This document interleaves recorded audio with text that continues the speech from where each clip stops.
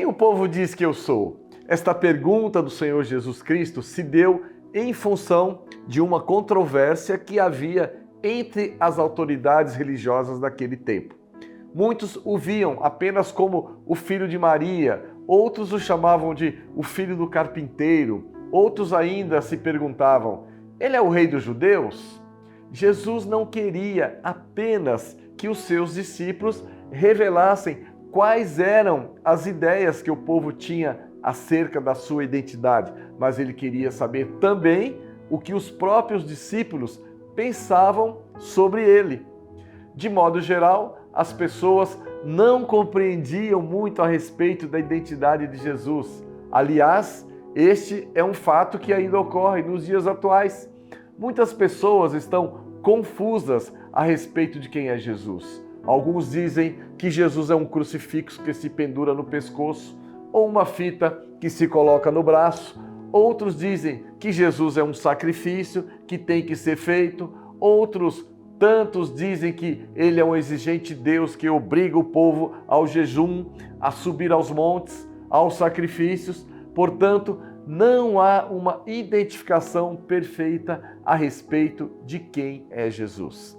Graças a Deus que há 30 anos o Senhor Jesus Cristo levantou o nosso ministério. Eu abro aqui um parênteses para louvar a Deus, porque no último dia 7 eu completei 30 anos da minha consagração pastoral e agradeço a linda homenagem que me foi feita pela Igreja Cristo Vive São Paulo, bem como por todas as mensagens de carinho recebidas, e eu aproveito para fechar o parênteses. O Senhor tirou os véus dos nossos olhos e do coração e começamos a entender os mistérios que estiveram ocultos desde os tempos eternos, conforme está escrito em Colossenses, no capítulo 1, verso 26.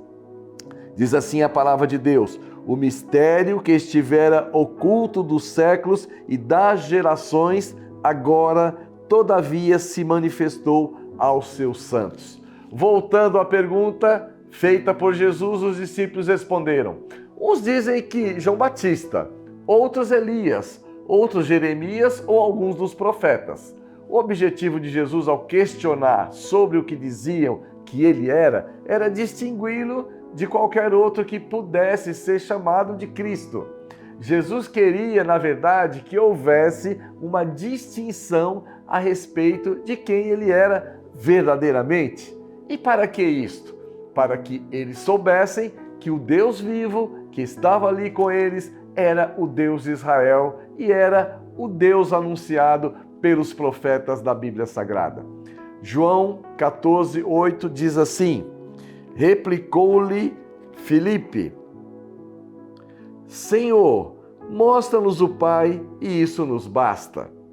Disse-lhe Jesus: Filipe, há tanto tempo estou convosco e não me tens conhecido? Quem me vê a mim, vê o Pai. Como dizes tu, mostra-nos o Pai? Não crês que eu estou no Pai e que o Pai está em mim? As palavras que eu vos digo, não as digo por mim mesmo, mas o Pai que permanece em mim faz as suas obras. O nosso ministério entende, à luz da Bíblia Sagrada, que Jesus Cristo é o único Deus, é o verdadeiro Deus, é o Deus vivo. Nós cremos na deidade de Cristo, nós cremos na divindade de Jesus. Ele é o único e verdadeiro Deus. Ele é o caminho, Ele é a verdade e Ele é a vida. Feliz é o crente em Jesus Cristo que tem uma relação correta com Deus. Feliz é aquele que tem uma relação perfeita com a pessoa de Jesus. Feliz é aquele que pode dizer: Jesus é Deus. Jesus disse a Pedro: não foi a carne nem sangue quem lhe revelou que eu sou o Cristo. A revelação da deidade de Cristo não vem por pesquisas, não vem pela inteligência humana, não vem pela busca nos livros extra-bíblicos e nem tampouco pela inteligência artificial. O conhecimento de Jesus vem por uma revelação sobrenatural que o Espírito Santo de Deus produz na nossa vida.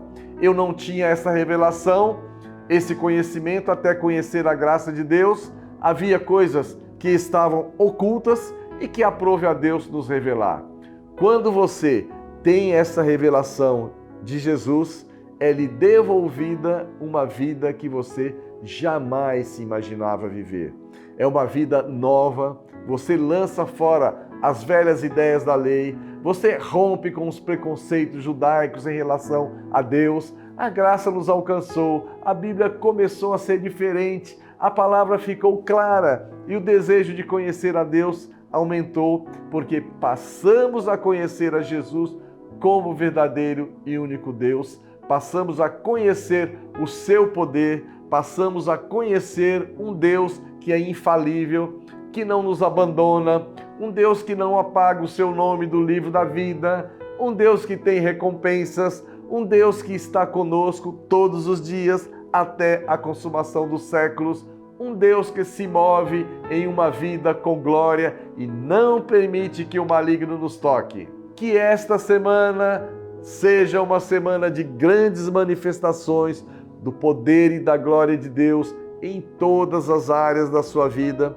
e que você veja os resultados de saber que Jesus Cristo é o nosso Deus que se manifestou triunicamente como Pai na criação, como Filho na redenção e como Espírito Santo na consumação dos séculos. Graça e paz.